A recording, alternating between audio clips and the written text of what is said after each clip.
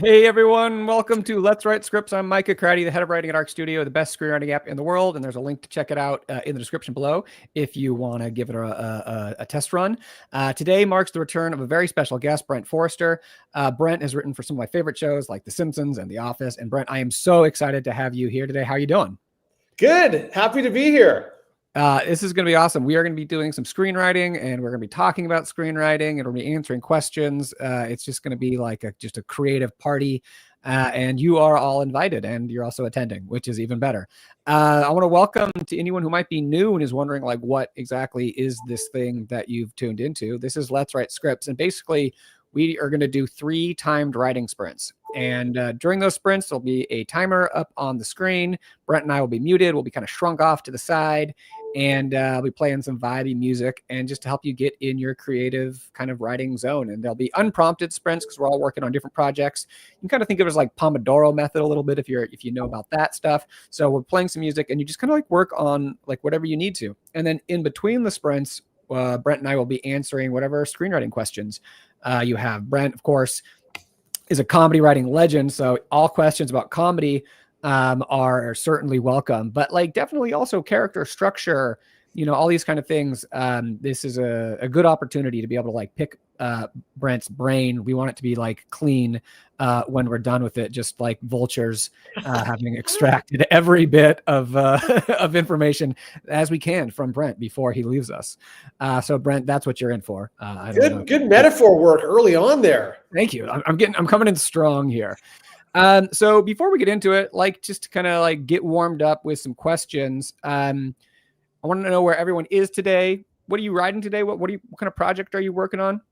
And then we can have a discussion question. And I'm very excited to get Brent's input on this question in general, because he has pitched a ton and is just like locked in on this. But it's basically, how do you pitch effectively? What tips do you have for pitching? And so I'm going to get Brent's input on that in just a minute. But in the chat, I also want to know, where are you in the world? What are you writing today? And if you have pitched or you've learned about pitching, what kind of tips would you share with your fellow writers in the chat as well? So for me, I'm in Los Angeles, California. That's where I am. What am I working on today? I'm actually working on a pitch. So I'm pitching something soon, and I'm excited to get some input here from Brent that I can, just implement directly during the sprints. It's just like a direct a connection from Brent's brain to mine as I work on this. But Brent, where are you? What are you writing today? And what kind of thoughts do you have on pitching effectively? I'm glad you asked. The pitch is an art form that is related to writing, but isn't the same thing. I've been saying, it's so funny to me that in order to get the job of a writer, which is what we want to do, we sometimes have to do the job of performer, which is what pitching is. And I've been out there the last 7 months. All I have been doing is pitching shows to the networks. I pitched 3 shows to 6 networks. NBC, ABC, CBS, Amazon, Hulu, and Netflix. And I was saying to Mika before this session that writers, we don't see each other pitch. The executives see hundreds of pitches. And so they have a feeling for what this art form is. We don't get to see it. I think it's really important for us to share what we know about the art form. So briefly, if you're doing a TV pitch, I'll tell you what the structure of a television pitch is. You can write this down, or maybe Mika, you can send it to them after. Title. Well, this will be recorded and on YouTube, so everyone can be able to come back. Okay, it's basically 5 parts. Start with the title. It's small, but it gets them in the mood. It's called Colonial Freedomsburg. It's a workplace show set in a tourist site where they do living history. Okay, that's how you start. Title and kind of what it is. If you do that, then they're not sifting through your pitch trying to figure out what it is. I gave you the title. It's a workplace show, basically what it is. Now, what I do is the main character. The main character is the most important thing in anything you ever write. And we learned this the hard way, right, as writers, because we think premise is the key. Premise is great, but the main character is the key. If the main character works, it almost doesn't have to have a premise. What's the premise of Roseanne? It's a character. So the main character is the first thing that I go into. Next, secondary characters, and then the pilot story. That is typical. You can unspool the secondary characters in the process of telling the pilot story. You can also do this in a movie. Meek, I know you're doing a movie. You can get to the secondary characters through telling the story. That's a classy way to do it. That's the core of the pitch. You could stop there, but I have found when you pitch TV that inevitably you're going to be hit with questions after the pilot story. And all of those questions can be answered by talking about what further episodes occur in this series.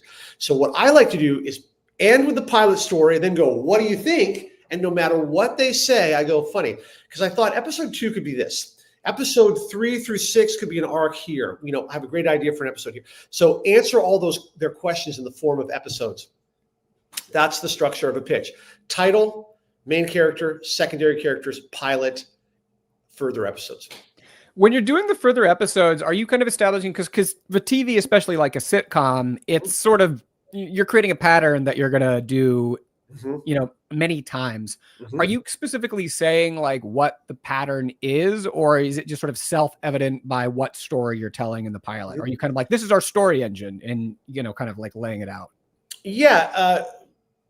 First of all, I would distinguish between traditional network shows and streaming shows. And the biggest distinction there is in traditional network shows, each episode is separated by a week of time.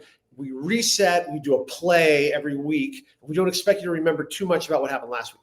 So that's episodic, it's an episode, right?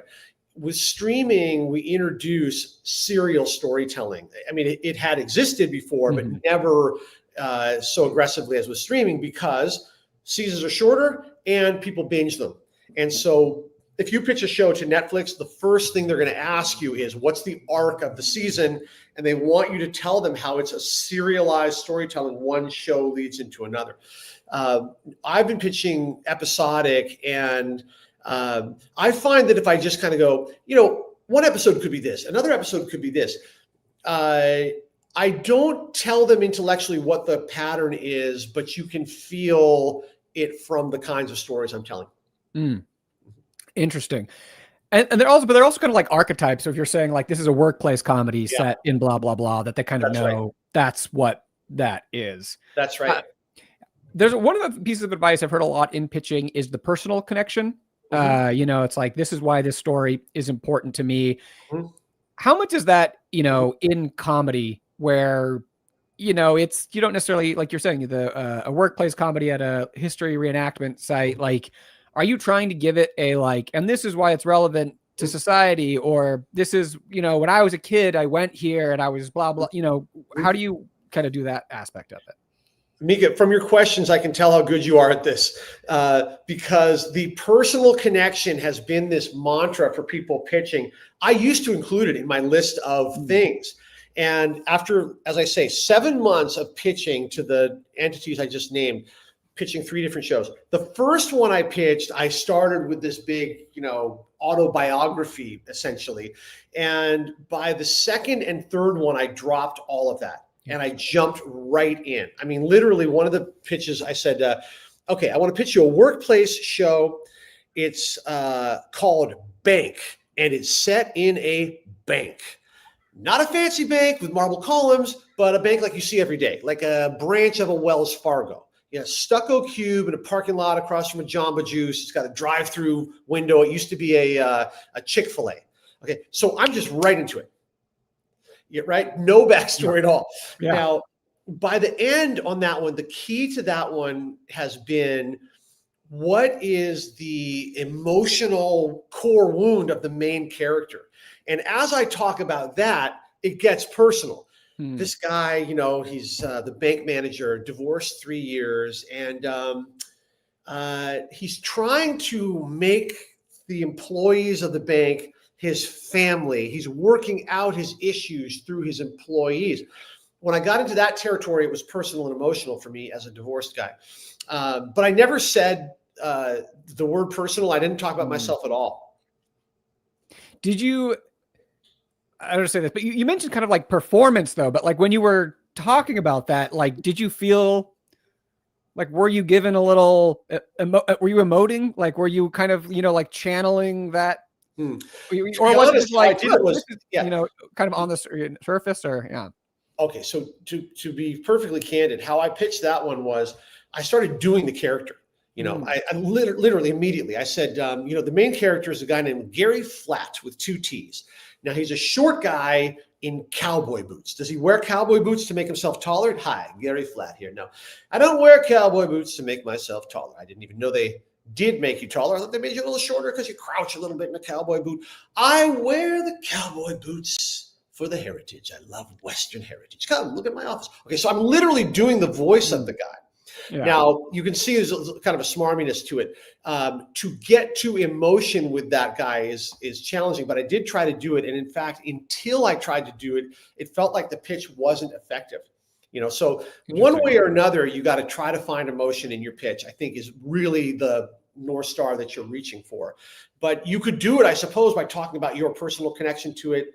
I tried to do it in the performance of the characters in the pitch, which is, interesting. One way to go. How do you transition from the sort of pitch portion of you pitching to the sort of Q&A portion of answering their questions? Is it literally just like any questions and then, or like, how do you kind of spur a good discussion after? Yeah. Well, when I get to the end of the pilot thing, the pilot story, it's just so obvious, like the end, then I just kind of sit back and say, so you can see what I'm trying to do. I'm interested in your feedback, and inevitably the executives want to talk. They're like you. They're essentially frustrated artists, I think, who are dying to get their feet on the stage. So this is their time to say something, and it's often where you close the deal, I think, because if you're a good listener, you can hear them wanting to believe in it.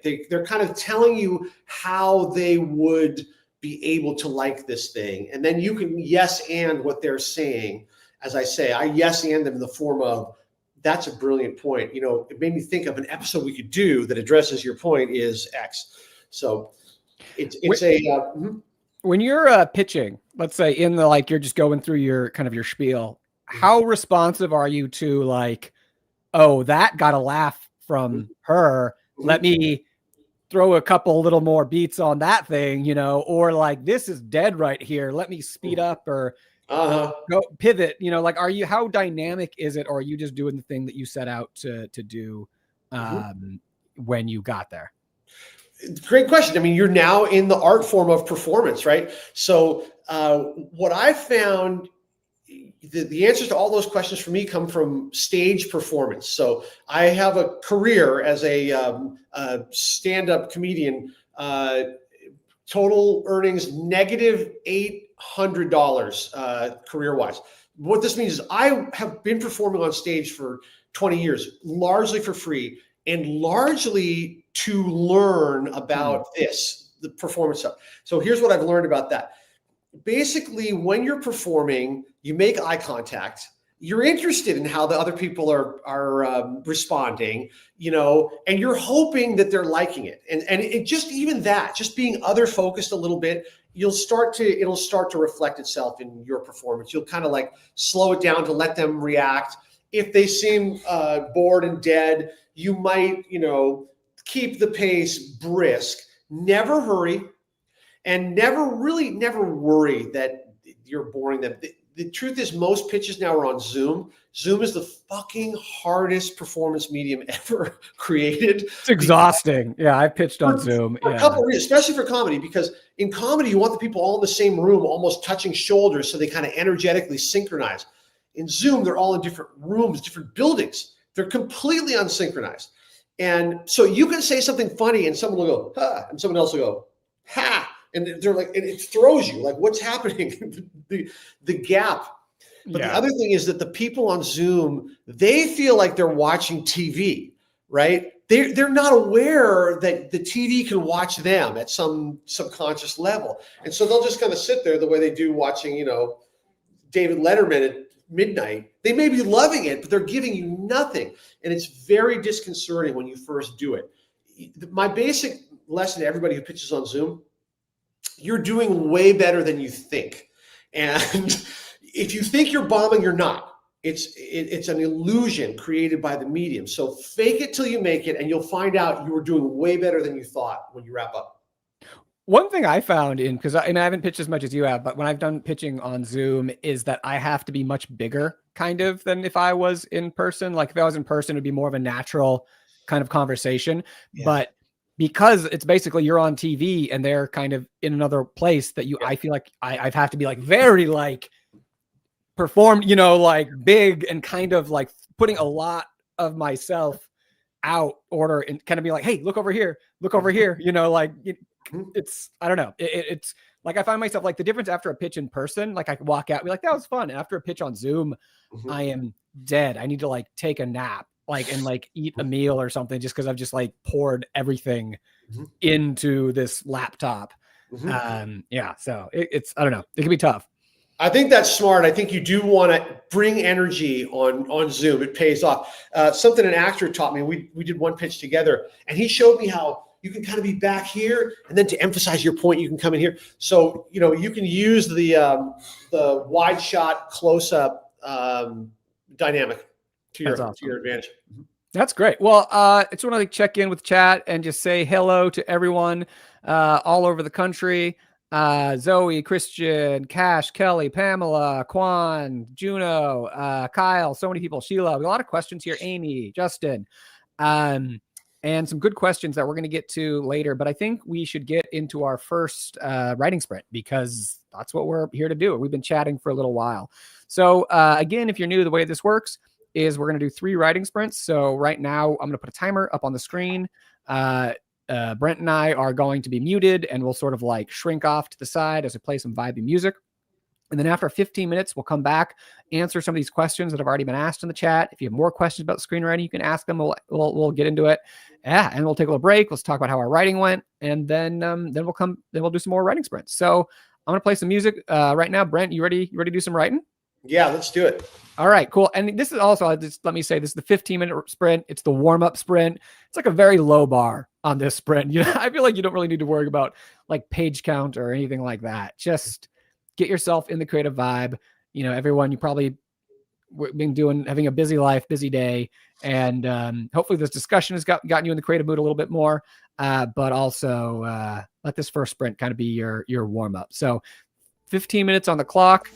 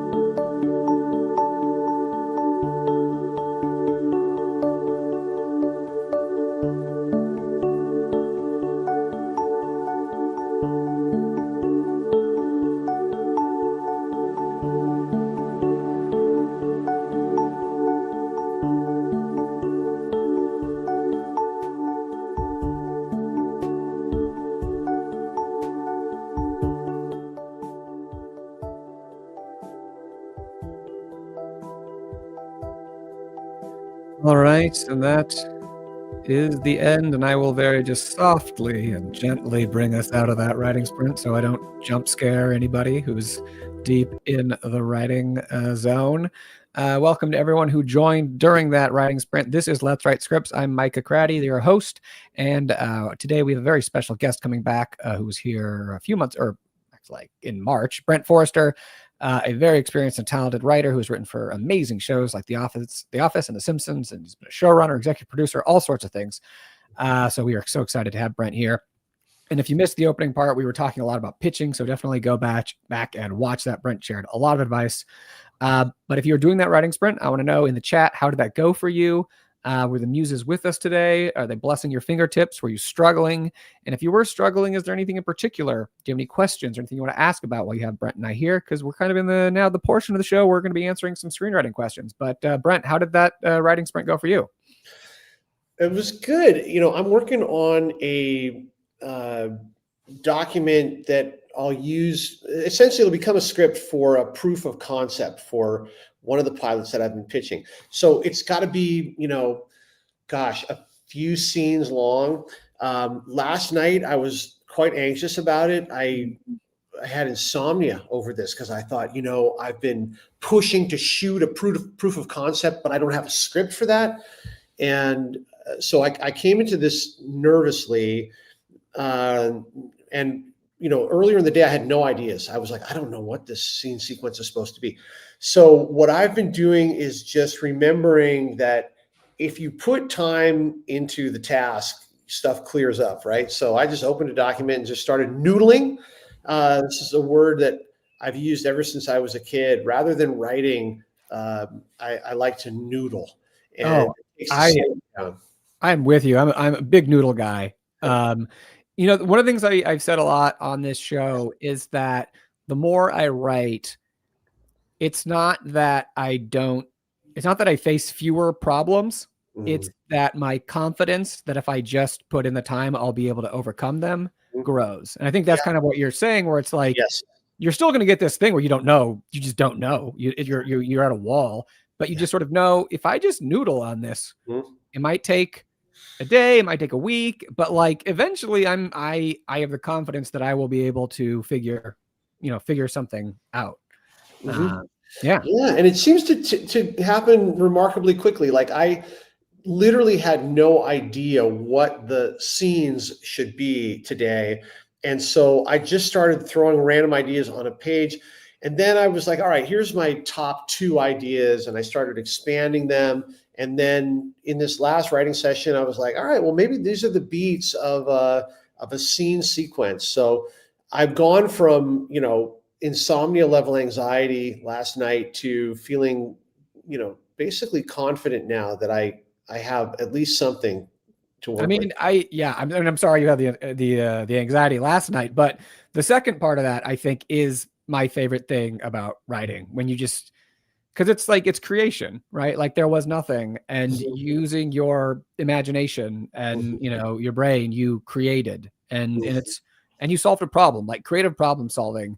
And I was doing a video recently where I was kind of talking about how one of the reasons I feel like people hit a wall is that, they're excited about a project, and then it gets hard, and it seems like the fun part, like the being done, is so far away that it's almost like, what's the point, of like, I don't even know if I'll get there. But the thing being that there's a lot of fun stuff along the way, which is all the creative problems that you get to solve until the end. Like those moments are your reward, kind of. Like that's why I do it, is like those moments where you've solved something, where you figured something else, where you've had that idea. Like I always joke on this show that people can tell how my writing's going because like my face suddenly like lights up and I like start laughing or something because I've had an idea. So I don't know. I think that's so great. I love that aspect of writing. In my sprint, I'm working on this pitch, and I was sort of working on the counter argument, kind of the sort of, they say that your villain should kind of be right in a lot of ways, like to have a point. So I'm kind of working a little bit on like what that argument is, which is like a really kind of helpful way, especially like in a feature, if you're trying to get at, and a lot of like movies with like a hero, you know, like superhero movies have this kind of thing where like the villain, you know, a Bond villain, or they just really want Black Panther, you know, the first one, where like there's a great counter argument, you know, and you make your villain a little right. That's helpful. So that's what I was working on. That's really interesting, Mika, because am I saying your name right when I say Mika, by the way? It's Micah, but it's Micah. okay. Yeah. So at least I had the humility to ask him now. Micah, okay. This project you're working on, you know, not to overshare it, but it sounds like it's about a father-son. Yeah. And so when you say you're working on the villain, I assume that's the father. And for you to go into the question of why is the villainous father correct strikes me as you're really doing deep psychological introspective work. And there may be some pleasure in that as well. Yeah, I mean, I think this is one of the fun things about writing is that you get to deal with these questions like of life. It's a way to make sense of the world that we're in. And that's kind of what I was doing in some of my noodling right now, where I was thinking about some things and it's in, you know, some things in the world that I'm kind of reacting and I have feelings about. And it's like, I get to kind of explore these through these characters, which is like therapeutic, you know, in some ways, as well as a creative exercise. But like really, generally we're writing about things, you know, like real things. And it's, I don't know. I mean, I feel like when you get to those things that feel real or scary or something, oftentimes that's a great sign that you've tapped into something that will resonate with people, because that's, you know, oftentimes what you're looking for. I agree. I agree. And you know, you said something that was so poignant and relatable when you talked about getting to a place in a project where you say, to pull this off, it'll be so many, you know, hours of labor, and you feel daunted and want to quit. And I think anybody who's tried to write can relate to that. Yeah. But I feel like maybe you've hinted at a reason why it would be okay for the writing to go on forever. If it's therapeutic, then it has a value in and of itself. And we never say, oh gosh, I've been doing too much therapy, right? So yeah, I mean, it's interesting because like I think what you're getting at is like, yeah, you do have to, it's focused, it's directed, right? Like it's not just a pure, like it's like a pure internal exploration thing. You are kind of trying to end with something. So it's I feel like that's like a bonus kind of the writing, but it's not like, you still have to sort of be goal oriented, or else I think you can get trapped in those cycles where you are just sort of spinning your wheels and just like there's layers on layers of things. And so it's like, it does, you do need to have that kind of focus of that this is for a purpose, that you are trying to craft a narrative out of this, that you are trying to develop characters, you know. But I feel like the ore that we mine to build our, you know, these intricate machines of our scripts, this is an elaborate metaphor, is our life in the world and like what we see. So you have to mine it, but then you have to stop mining it and process it and build with it. To really stretch that metaphor, I think, as far as it possibly could go. But I also want to get some questions from the chat here. I'm loving this discussion. I feel like Brent, I could just riff with you on this stuff forever. But I want to get some questions from the chat here. Justin was asking kind of on the pitch side, we were talking about earlier, what would you say the big difference are between a pitch document and a series Bible, or is a series Bible just for the showrunner? I mean, I can take that. The question comes up a lot. You know, you guys are very smart and educated about all the vocabulary of the industry. My feeling is that when you start asking about a show Bible, I generally feel like you may be working on something that you don't need, because in fact, most of us as writers traditionally came up into the industry through writing a spec script, trying to get on a writing staff, and then moving up to the point where someone might say to you, well, you've been on a show for 5 years. What show do you have to pitch us? And then you would need a pitch. Even then, you don't need a Bible, because if Michael wants to buy my pitch, he's going to buy it off the pitch. He's not going to go, love it, love the characters, love the premise, love the world, so funny, but you don't have a pitch Bible, so bye, right? If he loves it, he's going to buy it, and then we'll work on the pitch Bible. So I think I wouldn't worry too much about that. I think you want to write a great pilot and then write another great pilot and then, another, rather than thinking that in order for you to sell your pilots, you need a Bible. That's my thought. Sorry, your specific question is the difference between the pitch document and the Bible. The Bible might be where this thing goes in a series and everything we need to know about the backstory of the characters. I think it's an irrelevant document, except for you in your understanding of your show. I don't think it's a selling tool the way we've been led to believe. Yeah, I will say there is like a continuum. I mean, in general, a pitch document will be less detailed than a series Bible. And there's like language in the WGA, I think, of like what separates the two, because honestly, the biggest difference between some of these things is like how much you get paid to write them. If you're a writer, like a series Bible is a more in-depth thing versus there's another one that I'm blanking on. It's like pitch Bible and format or something, like, I don't know. There's like some other things that are in there that sometimes people have to write. But I think it's right in the fact that like focusing on the pilot is the big thing. Although I will say that in drama, I think it is more now that these ancillary documents that sort of flesh out the world, like the Stranger Things one was going around a while ago, and that was like, very like visually oriented towards kind of establishing what the world is. Whereas in comedy, I don't think that's really as much of a thing, the pitch documents, because really it's like you're pitching this. Are the execs laughing? Are they connecting to these characters? So it is complicated a little bit, but I would say, yeah, like the pilot is more important. But Pamela has a question here. How does a writer know when their pilot is ready to market, ready to pitch? What is your process?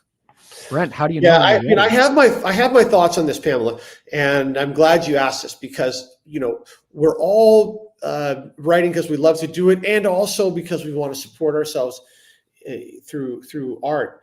And my uber answer here is I think the whole industry has massively changed within our lifetimes, and then especially recently. And the old model of breaking into the business has changed. It's not so much about having a script. It's certainly not about pitching. Look, most people don't get a chance to pitch to anybody who's a relevant buyer. I mean, even people who have been on shows. And even if you do, I can tell you it's very, very hard to sell a show. And I sort of feel like your energy is better spent making stuff now. That's the big revolution that's happened in our lifetimes. When I was, young and trying to break in, you could not make a film because you could not afford the cameras, the film, and God forbid the editing equipment. You just couldn't afford the equipment. Now it's all on your phone, and that gear is better than, the camera in your phone is better than the one Scorsese used to shoot Mean Streets. It's like no reason why you can't make your own stuff and platform your own stuff on the socials, on YouTube. So if you're trying to make a career for yourself, you're better off making your pilot into something than wondering where to pitch it. I think that's how you'll break in, is through the outside, not the conventional ways. I love that. Switching up to the craft side, I love this question.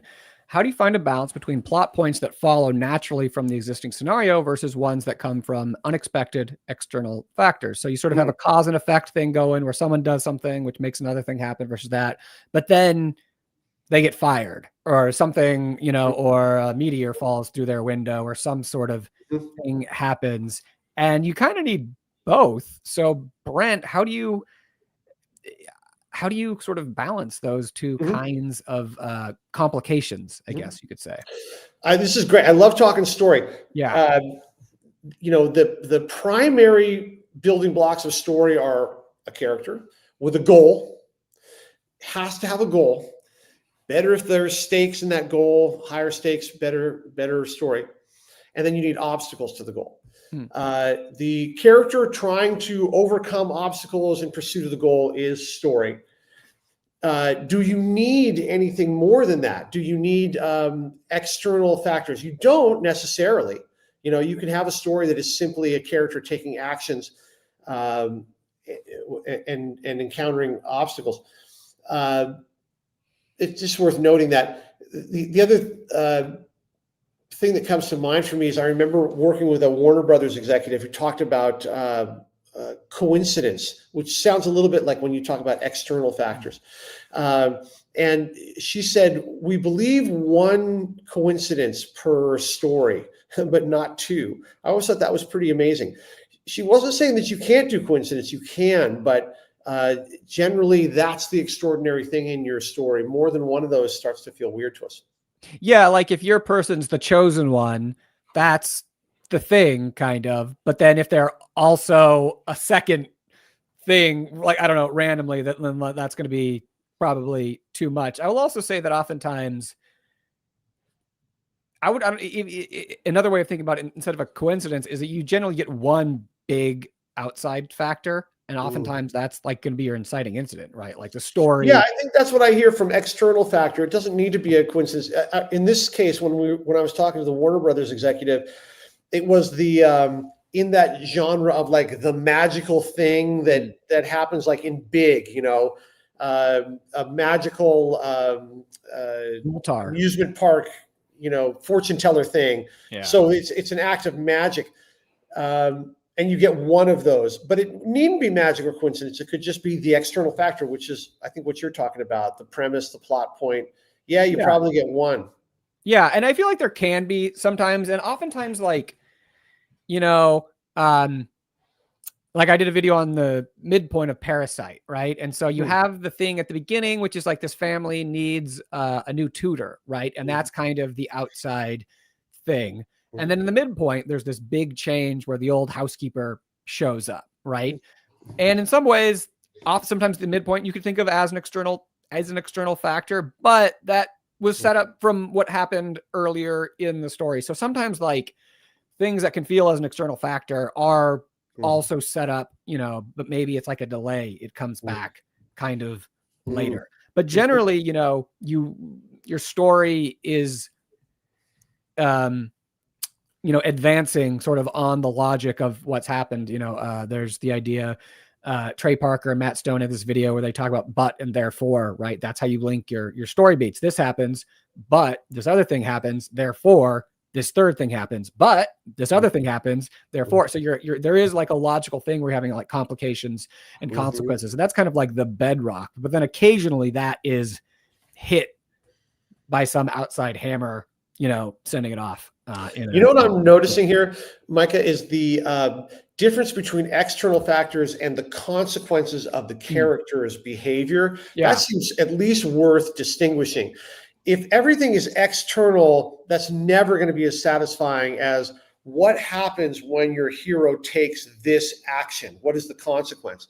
I love the idea of backfiring. That's, for a comedy writer, your primary tool plot-wise.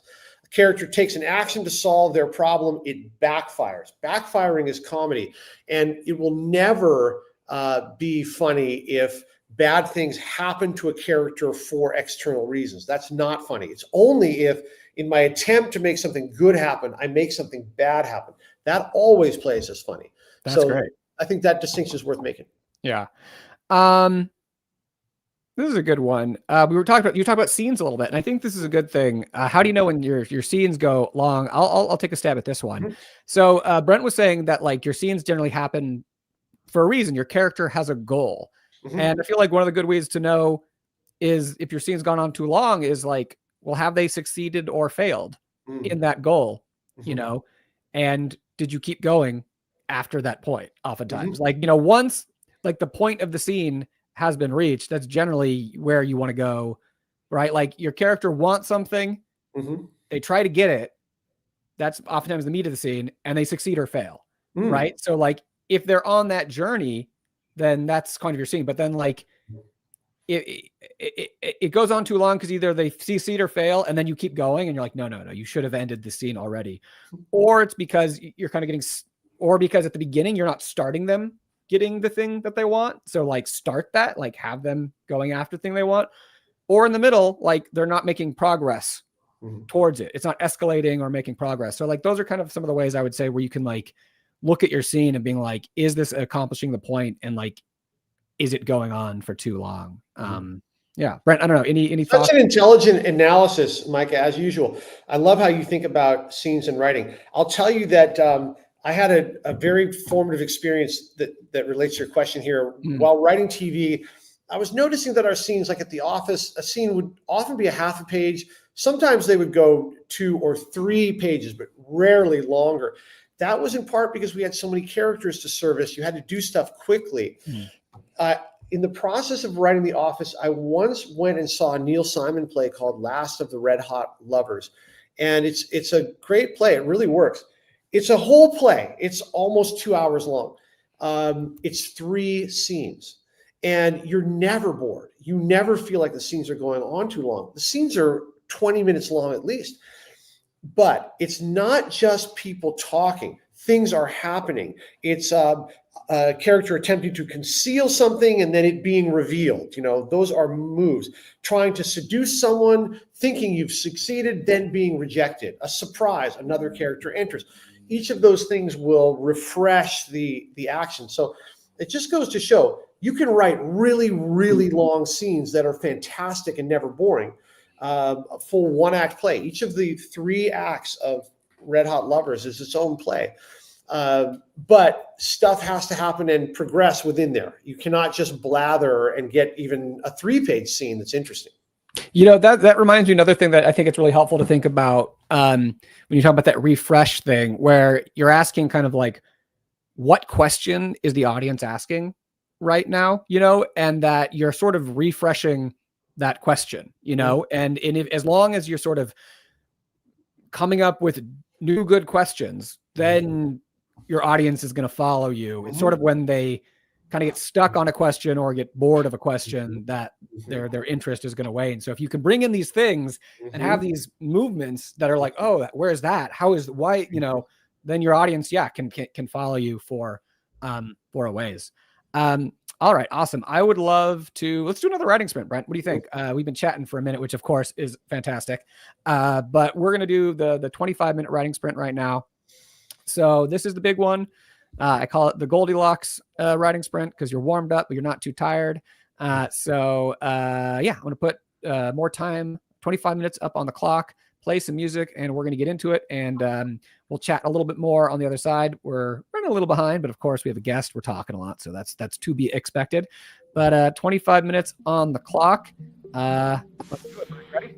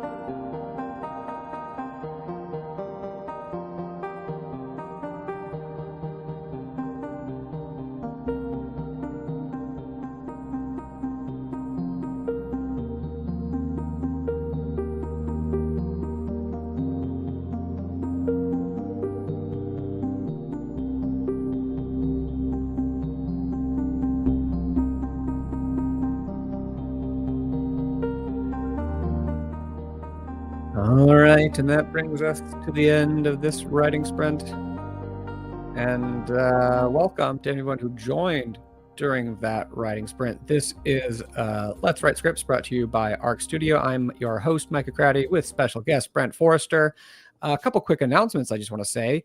If you want to join next week, I'm here. I'll be here solo. Brent won't be here, but I will. Every Wednesday at 1 p.m. Pacific, and there's a link to RSVP in the description, or you can just come to the channel, Arc Studio Screenwriting, Wednesdays at 1 p.m. and join. And if you're wondering what Brent is up to, Brent teaches some classes that are really awesome. And I think some people here have actually taken his classes. And if you want to check those out, there is a link to his website, I believe, in the description also. But Brent, do you want to talk a little bit about what kind of classes that you teach real quick? Yeah, thanks. This is my personal mission. I always hated gatekeepers when I was trying to break into TV. Gatekeepers of information who don't want you to learn how to write because they're afraid of you, and more importantly, gatekeepers of encouragement, which I feel you get in the arts. Unfortunately, it's so rare for somebody to validate the gifts that you have as an artist, and for some reason, I've made it my mission in life to reset that karmic balance. So my classes, I teach, a few times a year, always webinars. You can always find me at brentforrester.com. And I teach a class on writing the pilot, 5 weeks, weekend webinar on comedy, where I try to teach everything I've learned about comedy and joke writing. And I'm going to do a seminar on pitching after coming out of this 7-month pitching experience. So yeah, check it out. There's a good community of people that always shows up to my classes. I love connecting you guys, and I love encouraging writers and artists to be the best they can be. Awesome. And you make them pretty affordable, right? Oh, they're downright cheap. No, there's no profit in this. My thing is to always be cheaper than the local Taekwondo studio in my neighborhood. So yeah, like $200 for a 5-week class. I barely am able to cover my expenses, but it's not for that. It truly is a passion project where, I don't know, I just like it when somebody shares with me their fragile dreams and I go, you're better than you think, go for it. It's meaningful to me. So it's why I do it. And then the community, whenever I do a class, I start a Facebook page, and with the pilot class, for example, I have you guys pitch to each other in a culture of support. So my thing is, the first thing you do when someone pitches to you is you say, here's what I love about it. And we need that. We need someone to say, I see something in what you're doing. As a result of that process, I seem to each time create a little pop-up community of supportive writers and artists. And that is really cool. It's usually, 150 people show up when I do a class. And these people remain friends for life, as far as I can tell. It's remarkable how effective it is when you bring artists together and insist on a culture of support. So I'm very proud of the classes. I hope you guys will check it out. Great. Yeah. So again, the brentforrester.com, there's also should be a link in the description. Let's do a question or two, just because I know we're running late. Brent, how are you doing on time? Are you okay? I got a Zoom at 2:30. I'm going to send an email and say I'm going to be a little bit late, but I should probably jump off soon. Okay, great. Well, then we should say our farewells. Let me see if there's any good farewell questions that you can give your insight on. What's something that you would answer? All right, here's something that maybe only you would know. What rules, principles of mid-90s era Simpsons writers' rooms do you think made the show so consistently great? By the way, Lemon of Troy is one of my personal favorite episodes. Thank you. You have good taste. I still have not beaten that script just in terms of like plotting. And the mid-90s Simpsons writers' room was very tough. It was one of the hardest rooms that I've been in. At that time, the entire staff was white men from Harvard, except me. I was from Columbia University. So as a white man from a different Ivy League school, I was the diversity hire in 1994. Burden.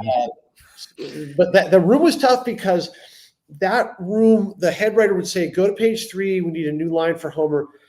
And then the room would just go silent for, 5 minutes sometimes, as people tried to think of a brilliant line that had never been done before. And the fear of embarrassing yourself in that room was very high, at least for me. I think for a lot of people, I think that's why the room was so quiet. And I personally, when I run a room, I like to do the opposite. I like to be very loose. I'll say, let's noodle in so that we set the bar low. And then just pitching ideas freely, I think, is more productive. When I am running a writer's room, I'm typing on the keyboard, but the screen is behind me. A giant screen is behind me, so everyone can see what's going in. Everybody who pitches anything, I type it and it goes on the screen. It doesn't mean we're going to use everything, but it's a validation just to get it up there, and that tends to increase the enthusiasm amongst everyone for pitching. I believe that's a better way to do it. If there was something good about that room, the standard was very high for originality on The Simpsons when I was there. I don't know how they can be original after 700 episodes, but when I was there, you could not pitch something that had been done before. And that's part of why those episodes are so good, was the standard for quality was very high. The standard for density of comedy too, number of original attempts at comedy per page. I've just never seen anything like it. I remember looking at a page of Oakley and Weinstein, a great writing team. They turned in a script, and I remember looking at it going, it appears that every single line is comedy. There are no straight lines. Even the straight lines have something funny in them. And you'll notice that sometimes in a Simpsons episode, like how many attempts at comedy per page happen.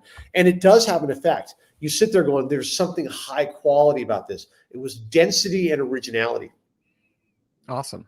Great. Well, Brent, I think should we let you go? You got to get ready for your Zoom, so I'm going to take you off here. But any final words of wisdom before you hop off? Yeah, I've really enjoyed this process. What it's reminded me here is that just putting one foot in front of the other, setting aside the time to write and just doing it, even if you're not inspired, as I am not today. I do not feel like witty, clever, energetic. But the fact that I'm doing it, it's definitely working. I'm making progress for sure. And as a result, I can see that tomorrow when I go back to this, it's going to be with enthusiasm and excitement. It's like sometimes you got to push the rock up the hill a little bit, but at a certain point it starts rolling on its own. And it's really nice to remember that. So thank you, Micah, for inviting me to this. It's been significant for me. I really appreciate it. Awesome. Brent, I'm going to take you off here, and everyone say farewell to Brent, and thank you for being here, man. But hope to have you on again at some point in the future. Yes. And good luck with everything. Anytime, man. Great connecting with all of you writers. We are all the same at the end of the day, facing the blank page and getting it done. Good luck out there, guys. Hope to meet you IRL one day. All right. See you, Brent. Bye, guys. All right. So Brent has left, but we have a little more time. I mean, we're actually at the end, but I like to do 3 writing sprints. So I think we're going to do a 3rd writing sprint. But of course, before we go into the 3rd writing sprint, which will be a short one, I always like to do the sandwich of the week, which usually I announce at the beginning. But if you're new and you're wondering what that is, every week I do my favorite sandwich and the most beautiful looking sandwich that I made this week. So some people look forward to the sandwich of the week. We're a pro sandwich community here. And so without further ado, let me just quickly share this. This is the sandwich of the week. I made this sandwich on Sunday, I think, for lunch. And this one is a little different because this is salmon. We made salmon for dinner, air fryer salmon on Saturday night, and so I had some leftovers. And so this is salmon on rosemary polenta bread with the greens, with the avocado, sun-dried tomatoes, pickle, lettuce, mixed greens, mayo, mustard, and pickle. And just like there's something about like the mustard and the salmon and the pickle, and like it just, I don't know, it's like maybe the dill in the pickle like goes with salmon very well. But this was a delicious sandwich. I don't make salmon that often. I used to make it more, but it's also just like salmon's expensive, especially if you get like good salmon or like not frozen salmon. And so, yeah, this was a delicious sandwich. Thank you, Juno. I appreciate this. Scrapbook worthy. This is, yeah, exactly. It's in the scrapbook here. Muy rico, gracias. And it was very tasty. So that was the sandwich of the week. I'm going to try to answer just a couple more questions, by the way, before we jump into it, because I know some other people had asked questions, but Brent had to leave here. Sheila, I'll just say quickly, final edits, best outlet for feedback. It really depends on a couple things: access to people you have and the budget you have. Writers groups, community, anything you have that is great. Taking classes can be great. Screenwriting classes, they're online, like is it Gotham Writers Workshop, UCLA, Script Lab, there are these things like that. You can also pay for coverage at places like the Blacklist, and there's a lot of services like that that are like pretty reputable, but like again, has to do with your budget. And again, there's also more expensive things if you want to do. So it kind of depends on those things. Jesse, writing a first draft about Bloody Mary, noticing the scenes. You're good with the scenes and moments, but not putting much dialogue yet. That worked? Yeah, totally. Your writing process is your writing process. If you're trying to figure out the structure and the story, that's totally fine. And then later you can come back and flesh out the scenes. Remember, like, writing is rewriting. Writing is rewriting. So you can always go back and add to it more. Michael, sorry I didn't get to ask you this question, but yeah, Brent is, he's at the showrunner phase of his career. So he's like running shows and creating shows, not staffing, but he's done plenty of that. But that is a good question. Zoe, do you have any advice on how to assess whether your story would be told better as a film or a season arc? Yeah. Oh, this is great. So basically TV show versus film. And obviously like some ideas, can be done both. You'll see things that are adapted, either way. You'll see things like there's The Rainmaker is now a TV show. It started as a book. It was a movie. Now it's a TV show. Really in terms of film versus TV though, the biggest thing is going to be, the kind of story, right? Like, is this one kind of story that has a beginning, middle, and an end, or are you kind of creating a world or a system, that either a world to be explored through different ways, like a serialized drama that goes deeper and deeper, and you're telling different stories to different characters, or is it sort of a repeatable kind of situation? So you think of like sitcoms, there's like kind of the same problem kind of every week, right? Or a detective show, it's like, or like a lawyer show, there's a new case every week. But oftentimes with TV shows, there is what you would call like a, irreconcilable kind of conflict, right? Or a gap between like what the protagonist wants and like the reality of their world. So like in Abbott Elementary, right? Like Kuna Brunson's character, she, is very idealistic and she wants the best for her students, but the school is underfunded, right? And that's not one story. That's a thing that's going to happen over and over again. So is the conflict at the heart of the show the kind of thing that can happen over and over again, or is it once, And if it's once, it's more of a movie. And if it happens over and over again, that's more of a TV show. Sorry, that was like a speed round of answering questions. Hopefully that was helpful. And yes, the bread does look amazing. The rosemary polenta, it's fantastic. All right, so we're going to do just one quick little sprint here at the end, 10 minutes, because we're already past time. So if you have to leave, thank you so much for sticking around. Again, I'm going to be here next week, just me, but like, hey, I'm not too shabby on my own. And it's really fun. I love hanging out with you guys. It's obviously great to have Brent though. Fantastic to get to pick his brain. So we're going to do one last sprint. If you have to leave, please say farewell in the chat and let me know how your writing went today. And I hope to see you all next week. And if you stick around till the very end, the last 10 minutes, we'll say our final farewells. But I'm just going to throw 10 minutes up on the clock here. We are going to just dive into it and just get a little more focus, a little more drops, from the stone. I'm going to slow down. I feel like I was like speed talking through all of that. So we're going to go 10 minutes into this here. Here we go. Let's write.